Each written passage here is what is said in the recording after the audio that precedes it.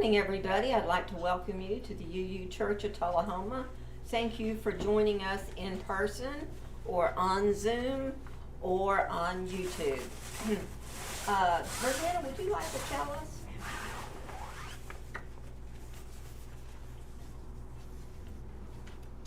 We gather this hour as people of faith with joys and sorrows, gifts and needs. We light this beacon of hope, sign of our quest for truth and meaning and celebration of the life we share together. Okay, and next Sunday's speaker is Rosanna. She'll be talking, and I hope I get this right, the Japanese living life with purpose. Yeah. Okay. It's called Ikigai. Ikigai, okay. Which really isn't, you really can't translate it. Okay. It's kind of Okay. Let's see here. I think I announced last week that I had resigned as program director. So that position on the board is available, and there is possibly a person who is interested in it. We've talked, and I told her I would help her and send her all the information I've got. Our December speaker for December 18th is not going to be here. So we will need a speaker for December 18th if anybody can do that. Let's see. PFLAG meets the second Tuesday of every month at 6 p.m. Contact Charity Troyer for more information. The Zen Sangha meets Wednesdays at 6 p.m. If you're interested, let Doug know so you can show up a little early and he can show you how we do it. We need speakers. If you're interested or know of a person who may make an interesting speaker, please let one of the board members know, or when we get a new person, let them know. If you would like to donate to our church, please make check payable to UU Church of Tullahoma and send it to our treasurer at P.O. Box 331, Tullahoma 37388, or there is a shaker box back behind Robin Dunn that you can put your donation in. And our responsive reading, I've got any more announcements? I'm not the only one with announcements. Are there any announcements from? No one's got their hand up at the moment. Okay. Any other announcements? Carrie? We're considering not having the service on Christmas Day. So if you were planning to come, let us know. Yeah. Mm-hmm. Okay, so responsive reading is 557 in your hymnals. If you'd like to participate, read along.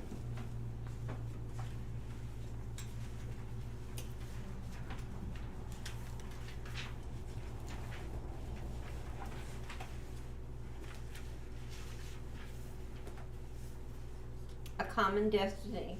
All living substance, all substance of energy, being, and purpose are united and share the same destiny.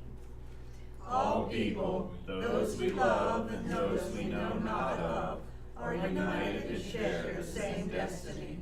Birth to death, we share this unity with the sun, earth, our brothers and sisters, strangers, flowers of the field, snowflakes, volcanoes, and moonbeams. Birth, life, death, unknown, known, unknown. Our destiny from unknown to unknown. May we have the faith to accept this mystery and build upon its everlasting truth. And now I believe, Jancy, are you going to provide Well, okay. a hymnal? What number is it so we can? 1, 2, 3, and we'll see how this goes because I didn't practice at all. Don't tell us that. Well, you'll find out soon enough. It doesn't much matter. Okay, I guess I'll just play a little. Am I supposed to play through first? Yeah. Yeah? That's Yes. good. Okay, we'll do that one, and then I can practice this. Okay, we'll start again.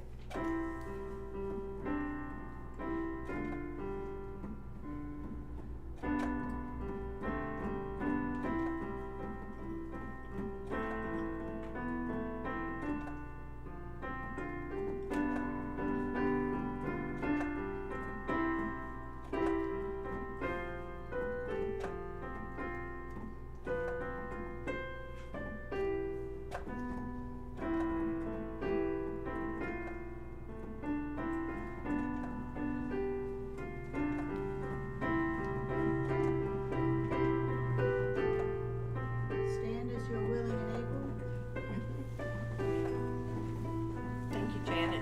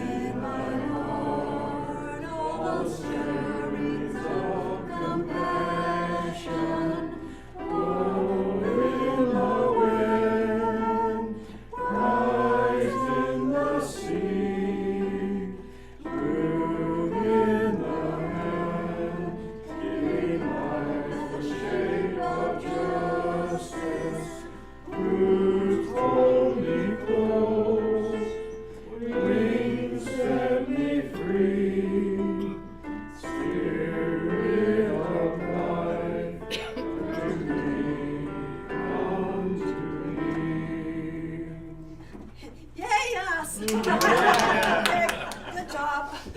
Thank you. Okay. Slipping bullets. And now I'd like to introduce our speaker, Donna Stone Reed. She's gonna, and I'm not sure if I'm getting the title right, The Science of Heart Mouth Meditation. But anyway, It's close enough. Donna came like right when we first opened up the church. Her and her husband came as visitors, and so we're glad to have them back, and we're glad to have you speaking. So come on up.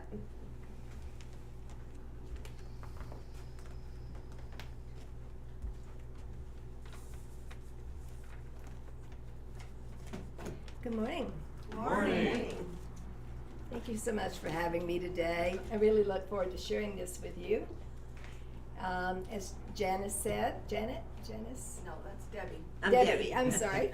As Debbie said, my name is Donna Stone Reed, and my husband and I moved here to our lake house in just a year and a half, 2 years ago, something like that, from Huntsville.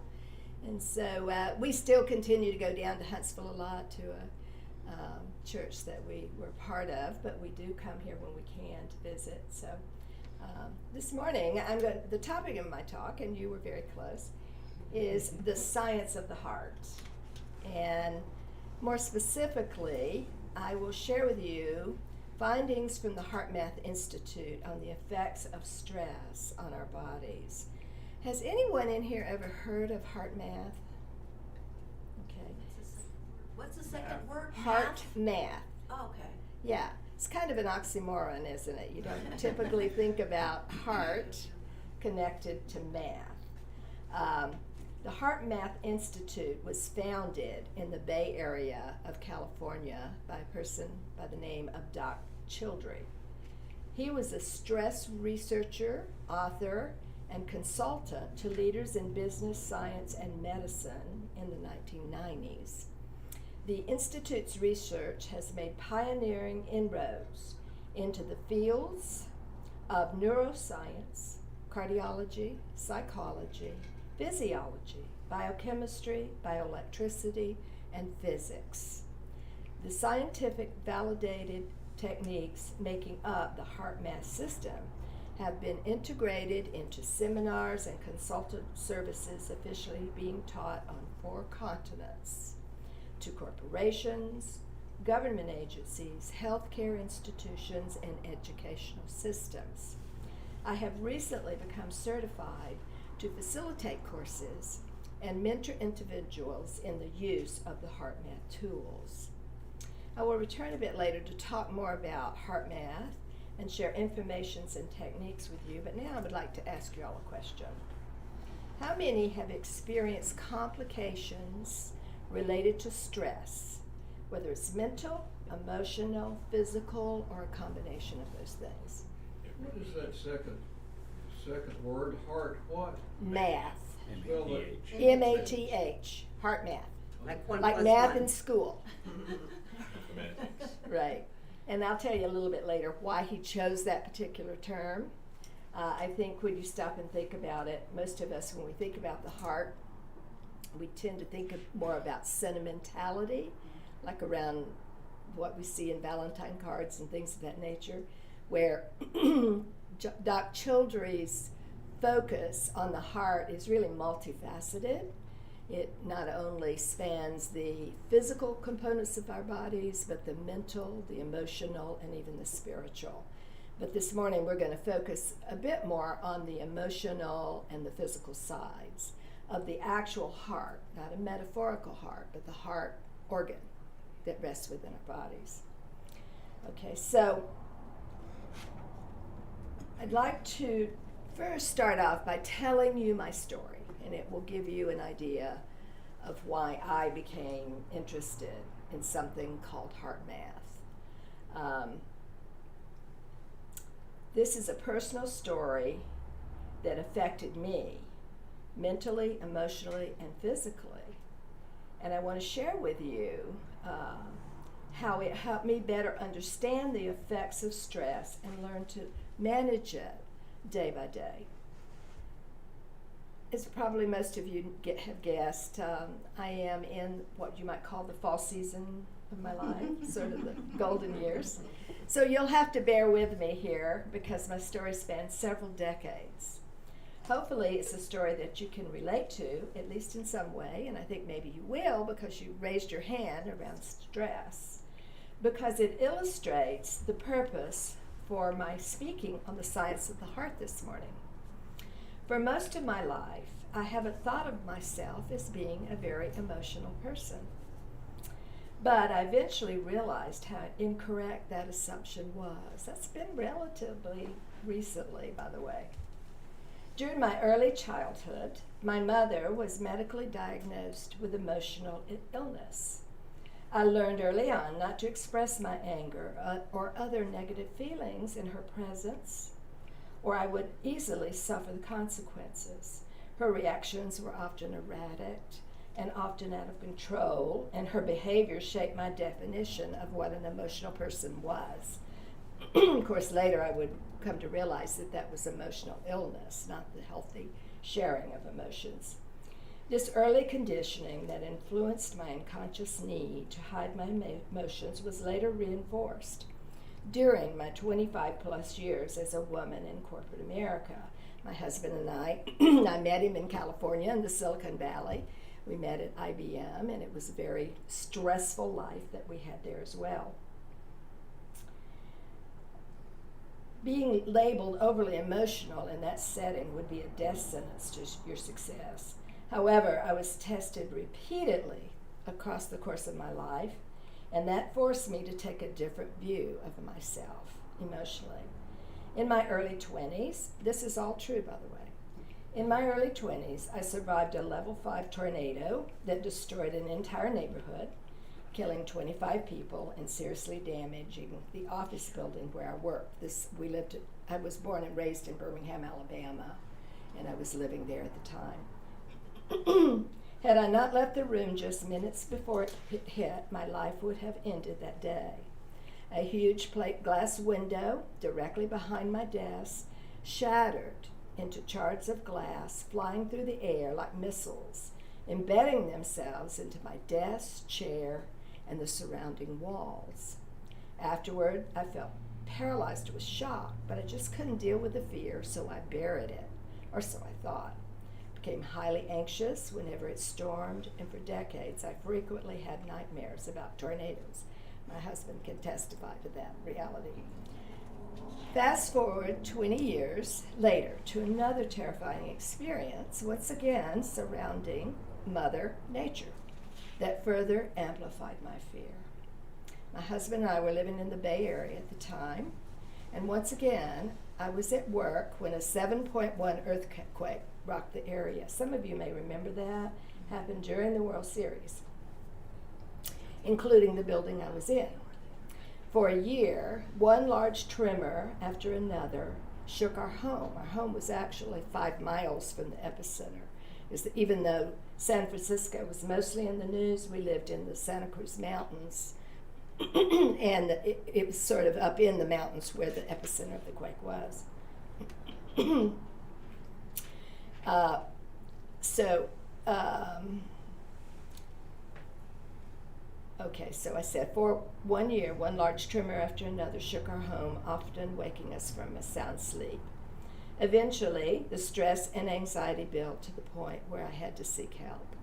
I began to see a therapist who explained that the combination of an unstable home environment during my childhood, combined with 2 natural disasters, had caused me to suffer from post-traumatic stress disorder. This diagnosis sent me on a journey. I'm sorry, I have acid reflux, and when I'm a little stressed at speaking, and it causes me to have a froggy voice. Had caused me to suffer from PTSD, as I mentioned. The diagnosis sent me on a journey that lasted decades to learn how to deal with the intense fear that would well up inside me, along with the numerous nightmares that plagued my sleep. To cope, I practiced multiple forms of meditation, yoga, and other spiritual practices, which helped tremendously and still do to this day. But my practices were not consistent enough to prevent the final physical manifestation of stress that I will share with you this morning. In 2015, my husband and I were living in Huntsville, Alabama. We just moved in there. We moved to a larger home to have room to accommodate Michael's 89-year-old mother, who lived in California, to be able to move in with us. She had difficulty adjusting to the move and was troubled about being far from her home, her family, and her friends. Also, his mother shares very different religious and political values from us. I soon found myself shutting down when I was around her, not wanting to express how I felt or thought about anything in front of her so I wouldn't upset her. Actually, I also didn't want to feel her judgment, if you want to know the truth. I soon found myself shutting down totally, but at this time we decided to throw her a 90th birthday party and invited all of our family. During this time, my son was also going through a crisis in his life associated with ongoing battles with his ex-wife over their son. To support him, I attended a courtroom battle he had with her that turned very intense. The stress of simultaneously coping with my mother-in-law's feelings and my son's crisis, along with physical exhaustion from preparing for the party, created a perfect storm in my life. I began to suffer nagging, uncomfortable pain in my upper back, directly behind my heart, that remained throughout the day. The seats were very hard, and I attributed the pain to the arthritis in my spine, but that diagnosis proved to be very wrong. At 2 a.m. the following morning, I collapsed in my bedroom and was carried by ambulance to the cardiac ICU, where I spent the next 4 days recovering. My diagnosis was Takotsubo cardiomyopathy. I don't know if there are any medical people in here, but that is defined as a condition brought on by severe emotional or physical stress. As I was coming to in the recovery room, ironically, after an arteriogram, the nurse looked down at me and said, "You have got to learn how to manage your stress." So, I am here this morning to share information from the HeartMath system with you that describes how emotional stress can cause life-threatening damage to you mentally, emotionally, and physically, as it did for me, and to share a simple technique with you that you can use throughout your day to manage stress, if you're all up for that, okay? Our emotions contribute significantly to our level of stress. whether we are aware of it or not. What is largely unknown to many people is that heart math research has found that our physical heart plays a primary role in establishing and stabilizing emotions. The heart is a sophisticated information encoding and processing center that comprises an intrinsic nervous system or little brain independent of the heart brain. Heart math refers to this little brain as the heart brain. I'm sorry, I said independent of the head brain. Heart math refers to this little brain as the heart brain. So we have a brain in our head, which we're all very aware of, but we literally have what heart math has determined to be a small brain occupied within the area surrounding our heart. I'll talk about a little bit more about that later. Heart math refers to this little brain as the heart brain. The heart rhythm pattern that is measurable by an EEG in a doctor's office is continually influenced by changes in the heart brain, which receives information from throughout the body, and by changes in the activity of the autonomic nervous system, or the ANS. For the technical description of all of this and how this works, you can go to the website at heartmath.org. So what I want to do now, and I think I have enough copies. Michael, would you mind?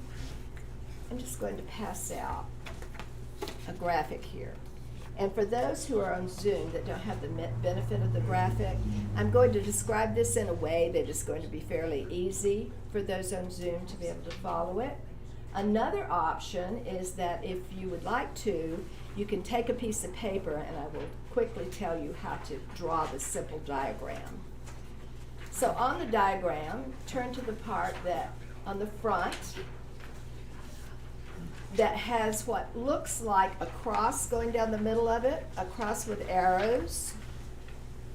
Okay, so there will be an arrow at the top as well as an arrow at the bottom forming the vertical line, and then there will be a line that goes across forming the horizontal line. So if you would like to draw that on Zoom, you can grab a piece of paper and just do that.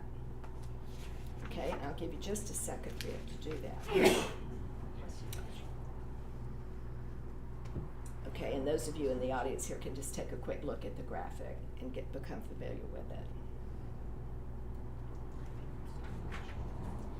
Okay, so the arrow that goes vertically up and down, at the top of the arrow, for those on Zoom, you can write down sympathetic dash high heart rate. At the bottom of the arrow, you can write down parasympathetic dash low heart rate. And underneath that, you can write the word relaxation. Okay, everybody see that? Mm-hmm. Okay.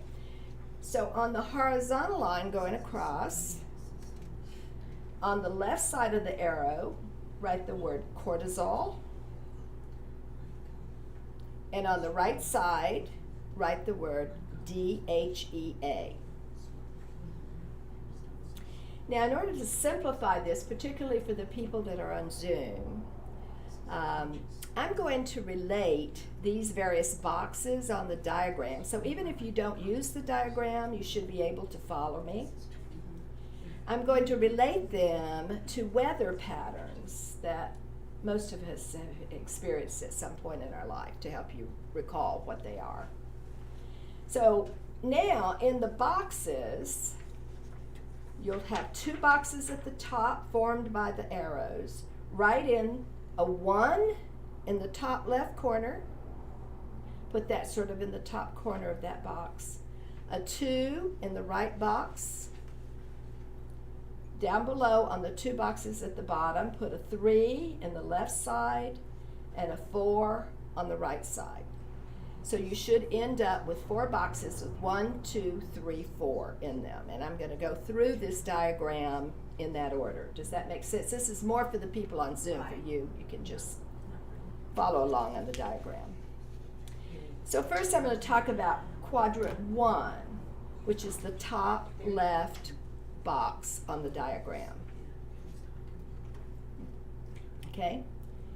So looking at that quadrant, I'm just going to describe to you, particularly for the people of Zoom, what you might write in that box as notes. And for those here in the audience, you can just follow along with me as I talk about this. When I'm going through what I call my inner thunderstorms, I have learned through heart math research that it triggers what is called the sympathetic nervous system and increases my heart rate. My inner thunderstorms are caused by depleting emotions such as anger, frustration, and overwhelm that whirl through my mind. Although fear is not on the chart, it fits into this quadrant. I felt completely overwhelmed during the 2 natural disasters that I experienced, and I believe the intensity of my emotions contributed to my inability to integrate the experiences, leading to the development of PTSD. So box 1 contains what we would call depleting emotions. Does anyone here ever get angry or frustrated to the point that you would compare it to an inner thunderstorm going on within you? Your emotions are rolling, your thoughts are going round and round, repeating themselves in a cycle. And if you really were to stop and think about it, would it not feel quite like the experience of a really bad thunderstorm just Perhaps, happening? If we ever had that. Okay. So not only do these emotions increase our heart rate, but they also trigger the stress hormone called cortisol, and that's what you see on the left side of the graph. Overall, when prolonged, these emotions can continue to circulate cortisol long after a situation has ended. This can keep the inner storm raging long into the night and cause us to not get the healing, regenerative sleep that we need to recover from a stressful situation. When this happens too often, it diminishes our energy and overall resilience to stress and can have very detrimental effects on our bodies, which I can certainly testify to based on my heart event, as I call it. Okay, so that's quadrant 2. For those on Zoom, you might want to write in the emotions: anger, frustration, overwhelm, anything else that you might describe as causing inner thunderstorms for you. Quadrant 2, the box on the right. On the positive side, which all of the things on the right side of this chart are renewing emotions, and the boxes on the left are depleting emotions. So on the positive side, when I'm experiencing a day filled with inner sunshine, from feeling enthusiastic, passionate, and filled with courage, it balances my cortisol levels and decreases DHEA, which is known as the vitality hormone. Not only do these emotions feed my spirit, but they renew my overall energy and mood and my motivation to go out and conquer the world. They also help me recharge my inner batteries and keep my resilience to stress high. So if you haven't caught on so far, whenever we can keep ourselves in the emotional state that is reflected in box 2, it is so much better for our bodies. Okay, now we're going to move down to the bottom 2 squares, and in quadrant 3, the box labeled 3, when we experience sadness, boredom, a sense of hopelessness, or other depressive feelings, it lowers our heart rate and also circulates high levels of the stress hormone cortisol through our system. I tend to think about this as my inner fog. If you can just imagine being in kind of a depressive state, your brain even feels foggy, like it doesn't want to operate, as well as it once did. So what happens there, well, first let me share this. At the time that I had what I now refer to as my heart event, I was feeling very down and depressed and very stressed. My doctor said my heart was beating at 25% of normal when I arrived at the hospital. So this particular condition is a form of heart failure in a sense. And so this matches this quadrant that says my heart rate was low, but because I didn't have enough DHEA in my body in order to balance off that cortisol, it basically was causing my heart to stop beating. I don't know how many of you know people that may have had what's called heartbreak syndrome, where maybe they lose a spouse, without warning, and suddenly they die as well within the first day or so. This is often the cause of that. Okay, so let's move now to quadrant 4, which is on the bottom right of the chart. Finally, when we experience appreciation, calm, and contentment, I personally feel inwardly like I do when I experience the warm fall colors we just enjoyed here in Tennessee. The beautiful gold and orange and reds of the fall colors feels so mellow and warm to me, and of course the warmth of Thanksgiving and the family time and the closeness and the love of all of that. I feel naturally relaxed and content, which according to HeartMath lowers my heart rate, balances stress hormones, and increases my vitality. It will do the same for you. There is a correlation between our stress levels and our heart rhythms that are measurable through an EEG test. When we are stressed, our heart rhythms form a jagged, incoherent pattern. And when we are relaxed and content, they form a smooth sine wave pattern. HeartMath provides instruments that you can purchase to monitor your heart rhythm coherence. So if you were interested in doing that, you can go out to their website at heartmath.org and look at what they have to offer there. So for those of you with a handout, you can flip it over for further illustrations and information about what I just shared with you. I'm not going to go through that because since the Zoom audience doesn't have it, but it's fairly self-explanatory. Although this may seem somewhat complex, when we narrow it down, the emotions which we all feel, such as anger, frustration, sadness, hopelessness, depression, etc., have been scientifically proven to have depleting and detrimental effects on us physically. In contrast, emotions such as enthusiasm, passion, appreciation, and contentment have a positive effect on us physically, mentally, and emotionally.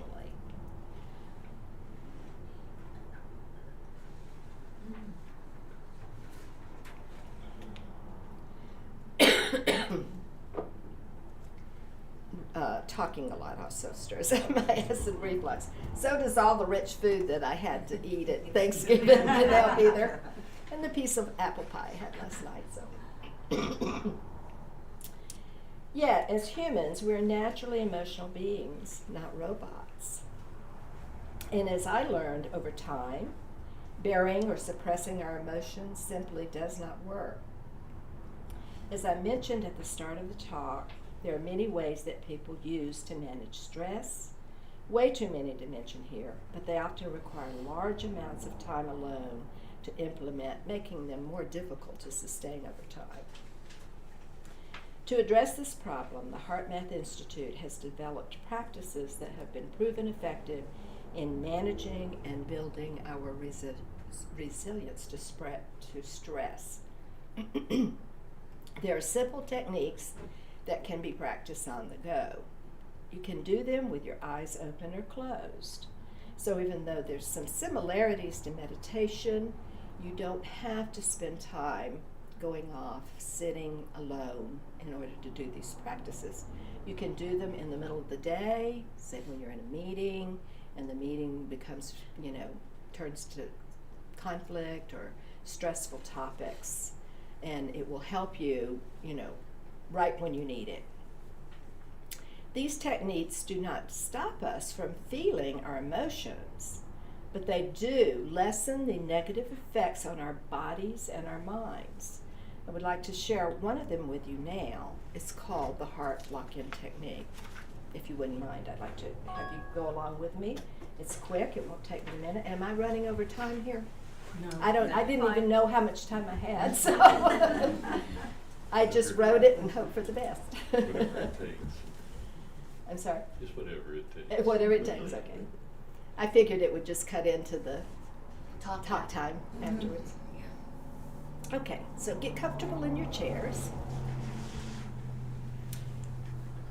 Focus your attention in the area of the heart, just in that generalized area. Wherever your attention may be, often our attention is located more in our heads and our head brain, but we're just going to kind of drop our attention down to our heart brain.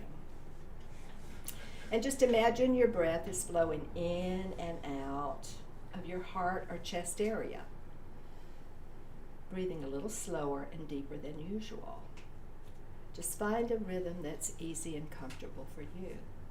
You can do this either with your eyes open or you can do it closed.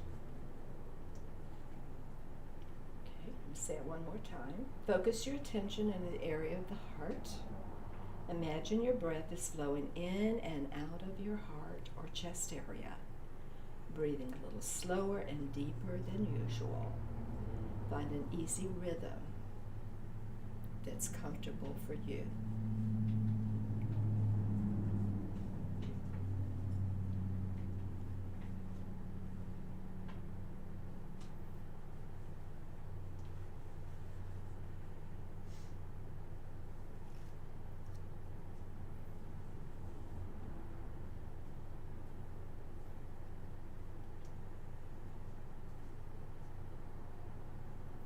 Now that you are in a somewhat more relaxed state, I want you to think about a time in your life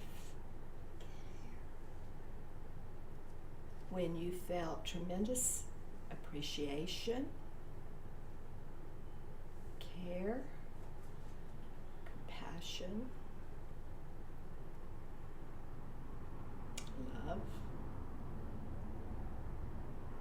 for something or someone. Can you speak up just a little bit? Surely. I'm sorry. Okay. What I'd like you to do is think of a memory, a time in your life when you felt a feeling such as appreciation, care, or compassion,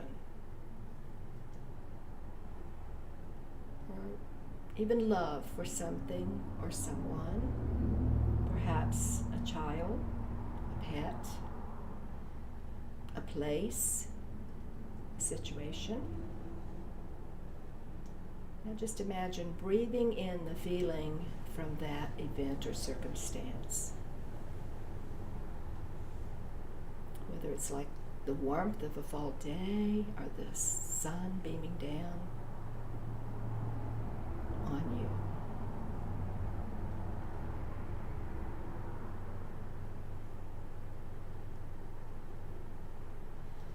Experience that feeling.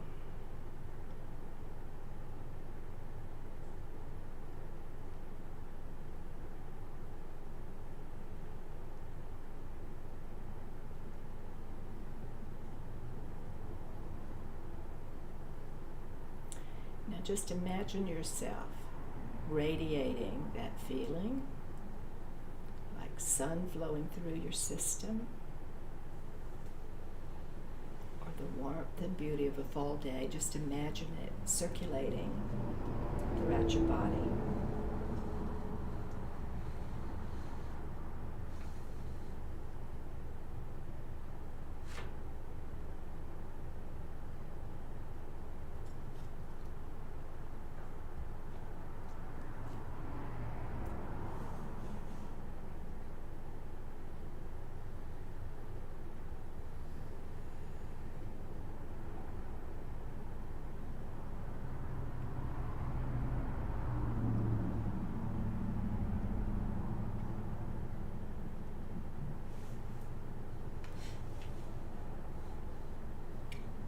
Now you can begin to just return your attention to the room.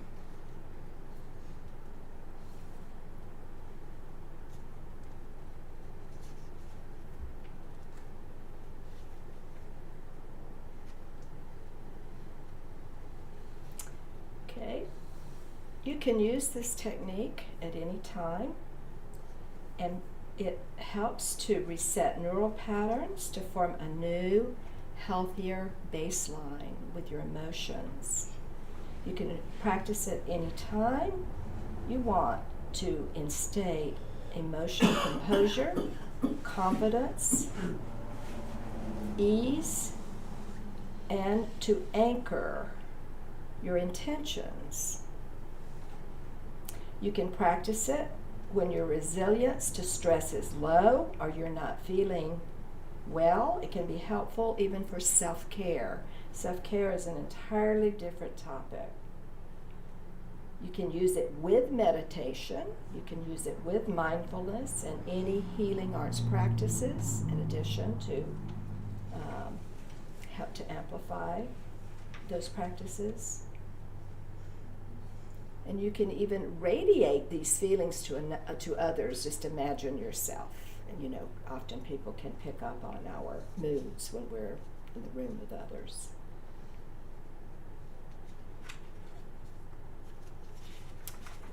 Okay, I'd like to end just by sharing this with you. I hope this talk has at least raised your awareness to some degree of how stress can have serious physical consequences and how a simple heart math technique can help keep you feeling sunny and warm, even on the worst of days. Also, heart math offers so much more than what I have shared here today. The heart math transformational process not only reduces stress and improves our physical health and well-being, it also aligns the brain and mental processes with the heart brain, leading to better decisions. It transforms emotions by rewiring neural pathways. It quiets the emotions and heightens our ability to respond to our situation, or even to open up our intuition or that gut feeling we often get, moving out of our heads more into the heart area. And it supports the development of heart-based living, which contributes to a kinder, more peaceful, and compassionate world. If you'd like to learn more, please visit our website at heartmath.org. Thank you very much.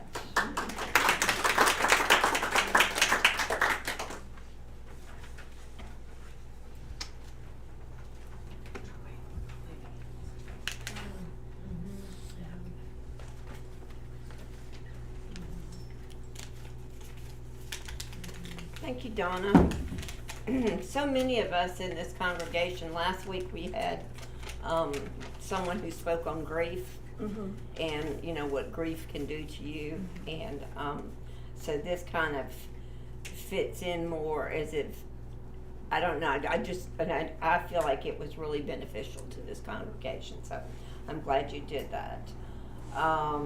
Let's see, so we will stand as you are willing and able, and we will end with our hymn 414 for those who don't know it. It's pretty simple.